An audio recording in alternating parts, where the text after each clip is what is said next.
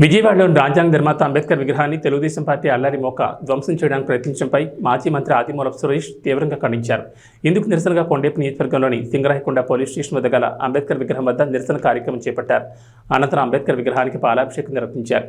ఈ సందర్భంగా సురేష్ మాట్లాడుతూ రాష్ట్రంలో తెలుగుదేశం పార్టీ అరాచక పాలన నడిపిస్తోందని, గ్రామస్థాయి నుంచి వైసీపీ నాయకులపై, కార్యకర్తలపై మొదలైన దాడులు నేడు అంబేద్కర్ విగ్రహాన్ని ధ్వంసం చేయడానికి ప్రయత్నించే వరకు వచ్చాయని, ఇది అంబేద్కర్ వాదులు, ప్రజాస్వామ్యవాదులు తలదించుకునే విధంగా ఉందని, దీన్ని బట్టి రాష్ట్రంలో ప్రజాస్వామ్యం ఉందా లేదా అని ఒకసారి ప్రజలు ఆలోచించాలని ఆదిమూలపు సురేష్ కోరారు.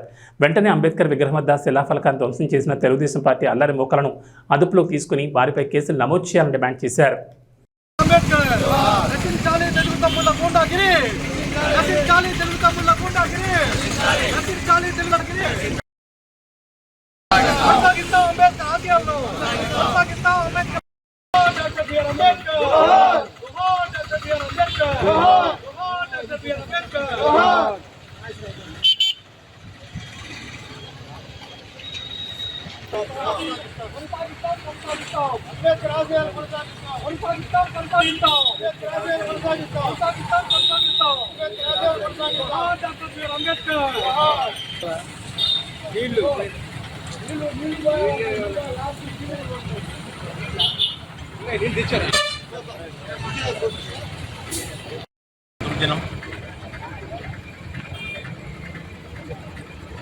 పచ్చముఖ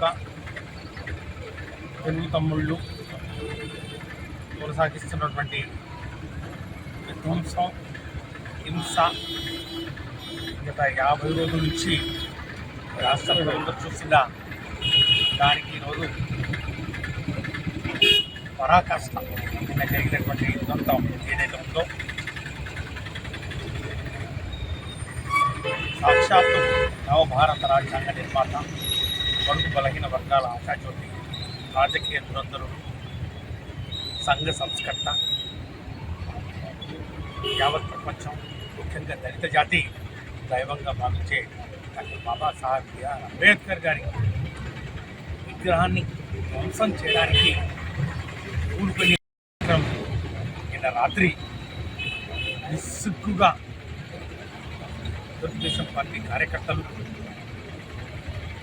చీకట్లో వ్యవస్థలన్నీ చూస్తూ ఉన్నప్పుడు వేసే వేలేసుకునే విధంగా ముఖ్యంగా ప్రజాస్వామ్యవాదులు, అంబేద్కర్ వాదులు అందరూ కూడా విధంగా నిన్న జరిగినటువంటి కార్యక్రమం ఎంత బాధ పెడతా ఉందంటే రాష్ట్రంలో అందరూ ఈరోజు ఒక్క నిమిషం ఆలోచన చేస్తూ ఉన్నారు. ఏం జరుగుతూ ఉంది ఈ రాష్ట్రంలో, ఎక్కడి నుంచి మొదలైంది ఇది, ఏమిటి సంస్కృతి? తెలుగుదేశం పార్టీ కార్యకర్తలు ఎవరిని చూసుకొని వాళ్లకు ఇంత ధైర్యం ఈ విధంగా పెట్టలేకపోతున్నారు?